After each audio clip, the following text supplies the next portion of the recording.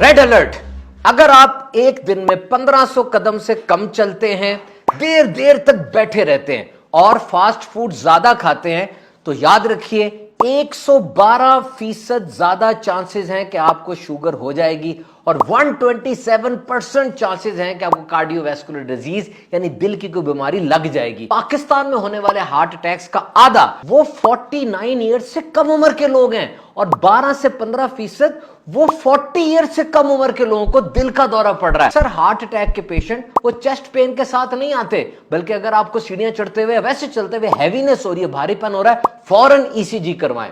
याद रखिए, जिस तरह चेहरे पर मौजूद झुर्रियां वो बुढ़ापे का पता देती हैं, इसी तरह जिस्म के अंदर जो सेल्स हैं, खलिए हैं, टिश्यूज हैं, ऑर्गन्स हैं, उन पे भी झुर्रियां आ जाती हैं, लेकिन वो आंख से नजर नहीं आते। बस SSM का फॉर्मूला याद रखें। Sitting is new smoking, movement is medicine. बैठे बैठे बैठे बैठे रहेंगे तो जिस तरह तंबाकूनोशी का नुकसान होता है, बैठने का भी नुकसान होता है। और मूवमेंट यानी चलना, ये मेडिसिन है। सुबह उठे, नाश्ते की टेबल पे, फिर कुर्सी पर, फिर मोटरसाइकिल पर, फिर गाड़ी पर, फिर ऑफिस की चेयर पर, फिर कैंटीन पर, फिर टीवी के आगे, फिर दोस्तों के साथ बैठे ही रहे, हम बैठे ही रहे। इतना बैठना इंसान की सेहत के लिए सख्त नुकसानदेह है। ओवरऑल हेल्थ के लिए आपको स्टेप लेना पड़ेगा। नंबर 1, अपनी डाइट को मैनेज कीजिए। नंबर 2, एक्सरसाइज को आदत बनाइए। अल्लाह ताला आप सबकी खैर फरमाए।